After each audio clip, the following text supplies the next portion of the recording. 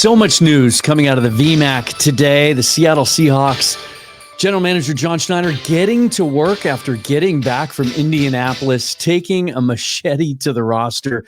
Today, Tom Pelissero, the first to report that Jamal Adams and Quandre Diggs, both starting safeties for the Seattle Seahawks, at least when Adams was healthy and on the field, released. The announcement coming at the same time, and then moments later, Will Dissly also cut by the Seahawks. What does it mean for the salary cap? What does it mean moving forward? What does it tell us about how John Schneider is going to approach this offseason with new head coach Mike Macdonald? So much to get to today on this emergency special edition of Seahawks Forever. Welcome to the Seahawks Forever podcast. In-depth analysis on everything Seahawks. And now, here's your host, Dan Viens.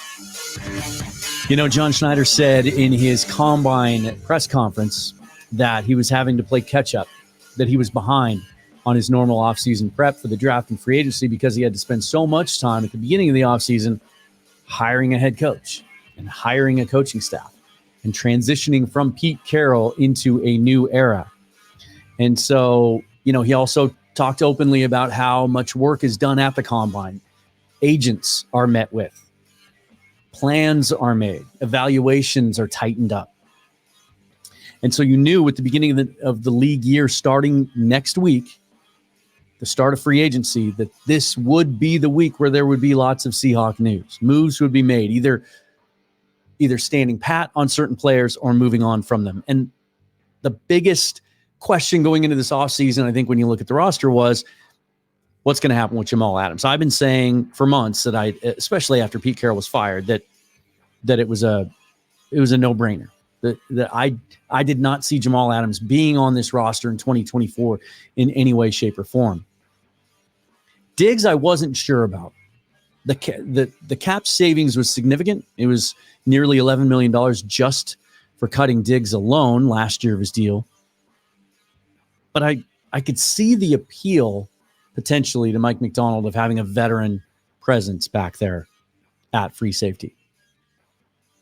Thank you for watching. Thank you for joining me. I am Dan Viens. This is Seahawks Forever. Like this video on YouTube, subscribe to the channel, and hit that bell for notification of new episodes. On audio platforms, you can listen to the show anywhere, but if you want to hear it without ads, you can subscribe on Spotify for less than $1 a month. And you can just support me in the show by buying me a coffee or a beer, if you prefer. I like both or either. All those links are down in the description. I wasn't planning to do a show today. Released the one earlier this morning with my good friend Eric Briggs, kind of going over the combine, talking a little bit about free agency.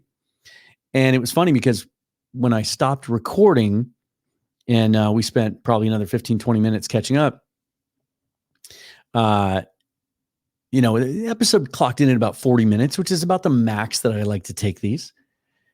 But Eric and I can easily talk for hours. And in the past, if you ever listen to any of my old podcasts, you've heard some of those episodes that can go 90 minutes easily. But he held up a piece of paper and he said, we didn't even get to the roster and potential cuts and restructures and stuff. I have all these notes. Well, here we are today. Interestingly enough, in how it came down with the news breaking that Adams and Diggs were notified at the same time. And it came just moments after Quandre Diggs sent out one of those cryptic tweets that we've become so accustomed to seeing from players. And sometimes they mean nothing. And sometimes they mean everything. Geno Smith tweeting out God is good a few weeks ago. And then moments later, the news breaking that he was informed by the Seahawks that they were allowing his salary to become guaranteed. Quandre Diggs tweeting out today, forever grateful. And then 3 minutes later, Pelissero coming out with the news, and then the Dissly news following shortly thereafter. So first, right off the top, this closes the chapter on one of John Schneider's worst trades ever as general manager of the Seahawks and one of his best. The dichotomy here is interesting, right? You can argue, and Danny O'Neill, former Seattle Times beat writer, tweeted today that he still thinks the Percy Harvin trade was worse. We can argue this. Jamal Adams cost a lot. 2 first-round picks, a third, and a good player, Bradley McDougall, at the time in 2020, to acquire Adams, who battled injuries right off the bat his first year in Seattle, but was able to get on the field enough to set the all-time NFL record for sacks by a defensive back with 9.5. He then signed the richest contract ever for a safety that offseason, 4 years, $72 million, $38 million in guarantees, and then suffered 2 season-ending injuries in the next 2 seasons. Battled other things, shoulders, broken fingers, but the torn patella tendon last year, you could really see how much that robbed him of his explosiveness. There were other issues, question marks off the field, things that didn't shine a great light on him or the organization. What's important about this is most people anticipated this move, expected this move, but expected it to be a post June 1st designation so that the cap savings would be more. I think it was $10 or $11 million. It's a straight cut. He's released today, pre-June 1. And so the Seahawks only, quote unquote, save $6 million against this year's cap. But here's the advantage to that. And I've had this conversation already with some of you on Twitter today. This is what I was hoping for, especially after the news came out a couple weeks ago that the salary cap was going to come in this year significantly higher than teams expected. John Schneider said he was expecting it to be 249, which is more than most. The national media out there had it at about 243 to 245, comes in at 255.4. So you can make the argument that extra amount there, if they were already planning on releasing Adams, kind of made up the difference. But it accomplishes 2 things. Number one, if you designate a player as a post June 1st cut, you don't get to access any of that cap savings until June 1st. Well, by then, free agency has been wiped clean. The draft is over. There's not much you can do with that money. Now, you could have made the argument that, okay, sure, but the savings with these other cuts you can use now, and then in your back pocket that once Adams comes off the books June 2nd, that can cover your draft picks and your practice squad and contingencies and that kind of thing, which is true. But if you're trying to put a roster together for a brand new first-time head coach, and now that coach and that coaching staff has had a couple of weeks together, they stayed behind, they didn't go to Indy, going over film, putting together playbooks, and also evaluating personnel. And John comes back from Indy. Certainly one of the first things he would do, I expect, is meet with McDonald. And McDonald now has some firm opinions about what he has seen on tape, about what he thinks is going to work and what he can work with in the coming season and beyond. The question now is, and we may never know this, is Jamal Adams a Pete guy or a John Schneider guy? There are some who believe that Carroll pushed for that trade and pushed for Schneider to be so aggressive going out and getting Jamal Adams because he felt like he needed that playmaker on defense.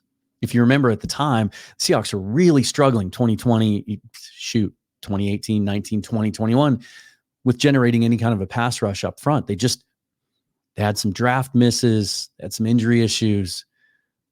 Some things didn't work out. The Jadeveon Clowney deal didn't work out. Sheldon Richardson, et cetera, Malik McDowell. And so he viewed this as a creative way to get pass rush from another position. Diggs was in the last year of his deal, came over in 2019, might be one of Schneider's best trades. Came in season, only cost a 5th round pick, and then he went to 3 Pro Bowls as a Seahawk. That's tremendous value for a 5th round pick. Now, they did sign him to an extension while he was here as well, gave him another 3 years and $40 million. And there was, there were questions about his performance. He had the injury 2 years ago, might not have been his explosive self in 2022 until the end of the season, seemed to play better. And then this last year, lots of varying opinions about how well he played, but an argument could be made that the defense struggled so much as a whole that it kind of prevented him from being able to, play it more near the line of scrimmage and kind of be more aggressive, that he had to play center field. And then Disley, also the last year of his deal, his release alone saves the team, I think it's $7 million in cap space.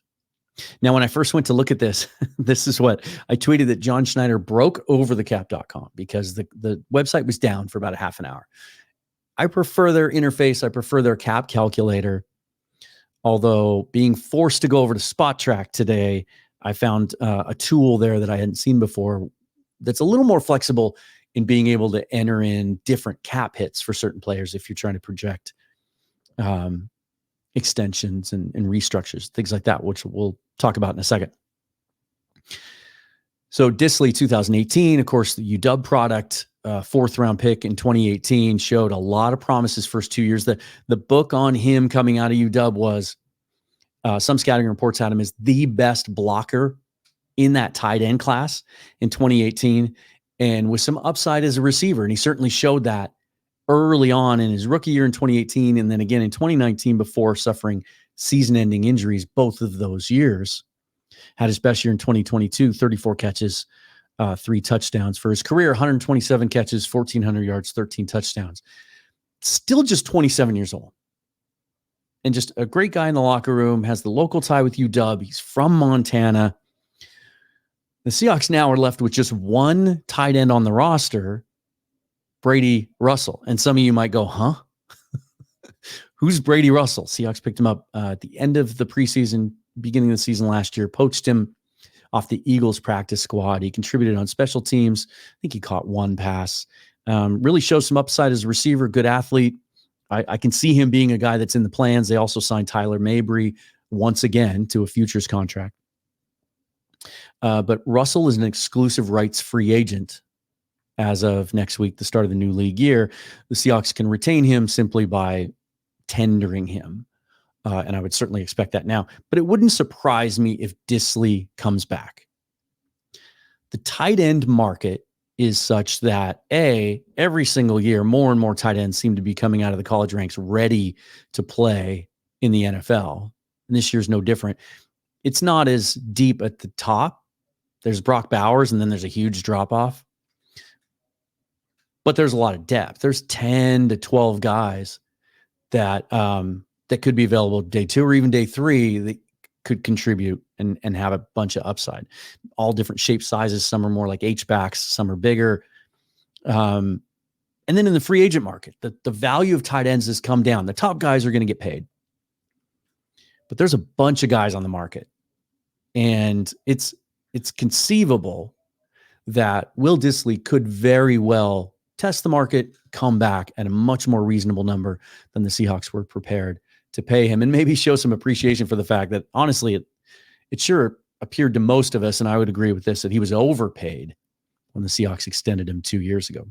So currently, as we sit here today, and there's some discrepancy, over the cap came back up.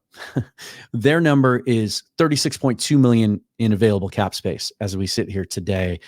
Spot Track has him at a little bit more, at $38.8 million. There's a couple others that I would expect to come down the pike. I've reached out to Corbin Smith today. He's a busy guy. Let's see. He has just answered. Okay. So I asked him about Brian Monet, who would count almost $6 million against cap this year, missed all last season with the knee injury. None of that's guaranteed, so they would save almost $6 million by cutting him. I asked Corbin what his status is. Is he healthy? Is he a guy that they still see some hope for? And he said his understanding is that the knee is just not going to make it back. That complicates things, is the verbiage he used. And that's because anytime a player is hurt, if he can't pass a physical, then they can't just outright cut him. They have to come to an injury settlement with him. That settlement will be nowhere near the $6 million that they owe him, but it'll be, I don't know, $1 million or $2 million, and that comes off of the savings. And so they won't, there's a possibility they won't be able to save the entire $6 million for Monet. And I don't know what those dates are. It might be when the league year starts, maybe, but at some point he'll have to take a physical and pass it. And if he fails it, they'll have to come to an agreement. Nick Bellore is the other one. You can save a couple million by releasing him. He's 34 years old now, only contributes on special teams. If you do those two things, and give or take $1 million or $2 million because of the injury situation with Monet, You can get up to $47 million in cap space. And that's with the pre-June 1 designation for Adams. And another reason that I like that they were able to do that is it just lessens the impact on next year's cap. We've already pushed some more dead cap into 2025 by restructuring Geno's deal. And there might be more to come. What's interesting about today's timing is I was already starting to make some notes and putting together an episode where I was gonna present the idea, a what if scenario, a hypothetical of what if with a new coach in town, young guy looking towards the future, John Schneider goes scorched earth. What if they go the most aggressive approach to the rosters you can possibly make in freeing up a bunch of cap space this year to get Mike McDonald and Ryan Grubb and all those guys on the new staff, the players that they need to surround the foundation that they have from these last two, solid draft classes and build for the future, but also try to win now. Somebody asked me on Twitter today, does this indicate they're rebuilding? And I said, no. Resetting? Yes. You got to reshape this roster in a way that fits the new coach. But rebuilding would indicate that they don't think they can win now. And they do. John's been very upfront about that, but also in how they've handled Geno Smith and his contract indicates that as well. So $47 million as we sit here today, and there could be more. There are huge cap hits in the receiver room. DK Metcalf, Tyler Lockett. Between the two of them, it's $50 million in cap hits this year, a little over that. You could easily, DK's young enough, you could just add a couple years onto his, restructure him if you want to, or do a conversion. Tyler Lockett, big question about how long he's going to keep playing. His production last year, he seemed to show his age a little bit. Huge cap hit. Can you extend him? Do you think he can keep playing? Do you want to commit to him at his age? But again, you can just do you can restructure, you can convert salary to bonus. I think Corbin said this morning they could free up $7 million in additional cap space just by doing a simple conversion for Tyler. Draymond Jones is another one. I think his cap hit this year is 16 million, something like that. He's young enough. If Mike McDonald thinks, hey, this is a guy that I can work with, you can extend him, restructure him. How about Jaron Reed? Does he still have enough in the tank? Signed a 2-year deal, so he's entering into the last year of his deal. But if they think he can continue to contribute for a couple more years, maybe tack a year or two on with him. And then how about Julian Love? Cap hit of $8.1 million, second year of a 2-year deal, made the Pro Bowl. You've just released your starting 2 safeties. Julian Love is now the guy in the safety room. Prime of his career. So is this a guy now looking at an extension where you could save quite a bit of that $8.1 million cap hit by signing him to a legitimate extension? You could easily, the point I'm trying to make, you could easily now get to $60 to $70 million in cap space, which would allow them, obviously, all sorts of flexibility. What can you do? And we'll just call it $50 million in cap space because that's the easy pathway now. What can you do with that? First of all, you have to replace the players that you released, right? But that might be easier than you think. Talked about tight ends, the market. Certainly it's another good draft class. There's tons of guys on the free agent market, guys that haven't gotten an opportunity yet, haven't had a lot of production. We can sign those players for a lot less than I would speculate that for what Will Dissly was going to make this year against the cap, $10+ million, you could fill out your tight end room for $10 million in a pretty solid manner. The safety group might be surprisingly set.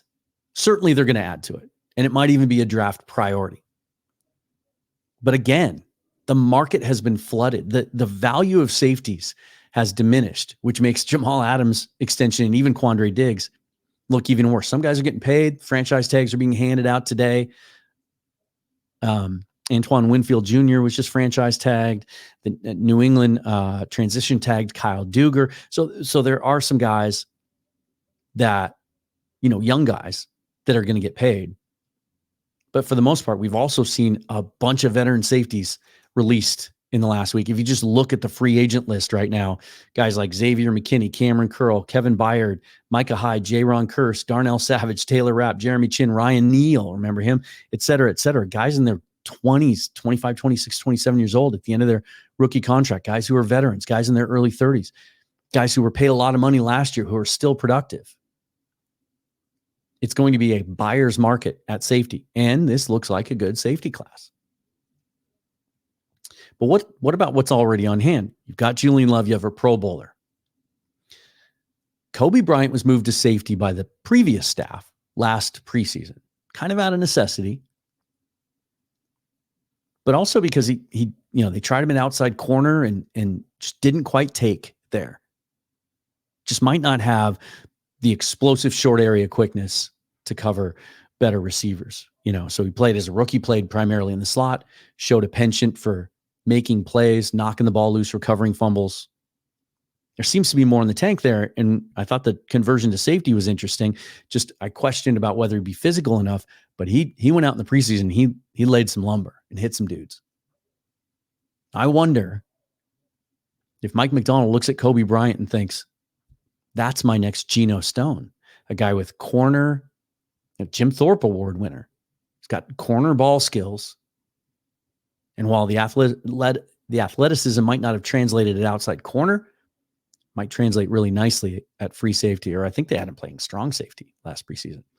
What about Jonathan Sutherland, the guy undrafted free agent last year out of Penn State, who had such a great offseason and organized team activities, and then even at the end of training camp, before he got nicked up and then was released and brought back on the practice squad later, kind of under the radar, spent the whole season on the practice squad, but was getting first team reps and a lot of buzz from teammates and reporters watching workouts last year before getting hurt at the end of the preseason. Could he be a guy that Mike Macdonald sees something in? Jarek Reed, last year's 6th round pick out of New Mexico State. Again, looked like a rookie, struggled early in preseason, made some plays in that third game, contributed on special teams, right? We saw what Mike Macdonald made Geno Stone into, a 7th round draft pick. And he goes out and picks off, was it 7 or 9 balls last year? And now he's a free agent. There will be a lot of speculation that he might be a target, and he very well might be. But to buy high on a guy like that after one good year doesn't seem like the best use of resources for a roster that has so many more needs. I would let someone else pay him $10 million a year and just try and find the next one. Next thing, try to re-sign the guys on your own roster that are free agents that you want to keep. And first and foremost, number one, first in line, first guy to eat and get paid, Leonard Williams. And this makes so much sense for all the reasons. He fits. Schneider loves him, admitted he'd been trying to acquire him for 2 years, paid a ton to get him, a 2nd and a 5th. Not having that 2nd round pick this year is looking more painful all the time as you look at this draft class. And so it's a perfect kind of confluence of player fit. The player wants to be here. There's been reporting that both sides are interested in continuing this and having him sign as a free agent. He's on the other side of 30 now. So he's out there competing in the market with guys that are younger, guys that are a little bit more dynamic and twitchy. And Schneider's going to want return at the end of the day for that 2nd round pick. If if Leonard Williams is on this team next year, at least Schneider can say, okay, that 2nd round pick brought me value. Jordan Brooks. We don't know how Mike Macdonald feels about Jordan Brooks as he's looking at the tape. Does he think he's a fit? Does he think he's a guy that could excel in his defense? How much is he going to cost? Right? What's his market? Is there a concern about the injury history? The ACL, he came back remarkably fast from, but then at the end of the year, he got banged up again. Although he played through the bad ankle the last week in Arizona. So those are the 2 guys on defense. And then Damian Lewis is really the only question to me on offense. And I think from projections I see, he's going to get paid. A guy that started all 4 years in the league as a 3rd round draft pick. And, hasn't made any Pro Bowls, hasn't been spectacular, but guys like that, 26-year-old guards hitting free agency after 4 years of starting, get paid. Probably more. He might be valued by other teams more than he is in Seattle. And I don't see them, as much as I've mocked a whole bunch of guards to Seattle in mock drafts, that's going to change after free agency. I expect them to address interior offensive line in free agency, and maybe in a significant way. Because unless they just like Lewis and are able to reach an agreement with him. Because I would fear going too young. Because I'm assuming that Anthony Bradford's going to be given every opportunity to hold on to that right guard spot. And Oluwatimi is going to get every opportunity to be the starting center. Do you want to go into next year with second year players starting full time for the first time ever at center and right guard, and throw a third round draft pick left guard in as well? I don't know. I think that's a spot where you go out and you get a veteran. I keep thinking about what Mike Holmgren said a couple years after he was out of football. He said he wished he had approached the roster differently when he was the GM in Seattle. Instead of signing older free agents on defense and drafting for offense, he would have done it the other way around, because you need to be young and hungry and not paid yet on defense. And on offense, you need continuity. So you need players to stick together. You need that offensive line to stick together as much as possible and work together, and the quarterback with his receivers. And so I could see, remember, your tackles are still young. I could see plugging a veteran player, maybe even a Kevin Zeitler, or is it Zeitler, who played for Mike Macdonald. Well, not for Mike Macdonald, but played for John Harbaugh on that staff in Baltimore last year after a long and storied career in Cincinnati. I think he's 33, 34 now, but coming off a very, very good year because of his age, might keep the cost down. Could be exactly the type of veteran guy to plug in there with these young guys around him. Or what if, and this has been tossed around a lot, what if Mike Macdonald feels like Patrick Queen was a huge source of his success there in Baltimore, and that he's worth paying more on the free agent market than Jordan Brooks would cost to bring back? Such a fascinating case there, obviously, with Brooks being drafted right ahead of Queen, and reports coming out later that they actually preferred Brooks, the Ravens did, and were prepared to take him if the Seahawks hadn't. Really interesting stuff there. So there's a lot going on today. And before I stop recording, let me just see if there's anything else to be hit with. Yeah, it doesn't really look like, some franchise tags are getting passed out today. The Ravens have franchise tagged Justin Madubuike. Officially, I know that was a guy that a lot of Seahawk fans were hoping they'd be able to go after. The other possibility with all this cap space is that they have other plans, right? It opens up so many more possibilities, because when you look at this roster, it's the last thing I'll say about this. When you look at this roster, I've said it before, and I know it's not hard for me to find a lot of people that agree with this assessment, that the Seahawks had more talent last year on the roster than their production indicated, that they weren't coached well enough. And this staff, to a man, when you read, for lack of a better term, scouting reports on these coaches, things other people say about them, Mike Macdonald, Ryan Grubb, Scott Huff, Adam Day, they get the most out of their players, and that their players are well taught. They're all teachers, that they're disciplined, that they execute their assignments properly. And that's what was lacking last year on defense in particular. And so if you assume a little bit of elevation in performance from what's on the roster already,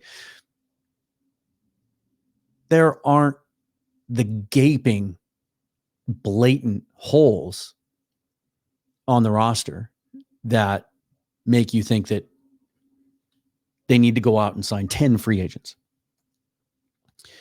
A key signing here or there can make the biggest difference. And so let's say, for example, that Leonard Williams gets away, goes out on the open market. Someone just absolutely loves him, pays him more than the Seahawks are willing to pay.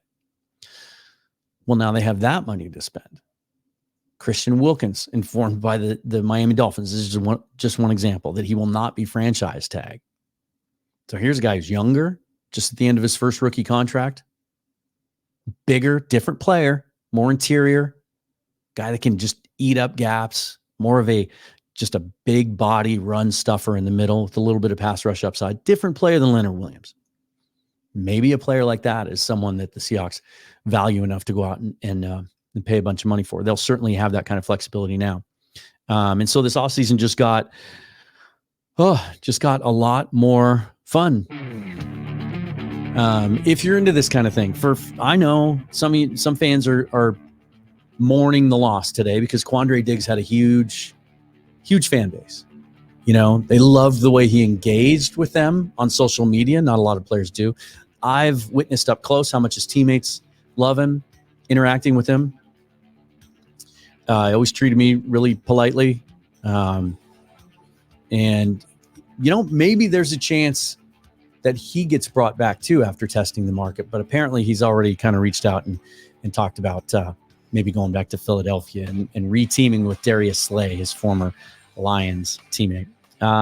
It's only going to get more exciting from here as the league year starts next year with free agency, and then the draft will be here before you know it.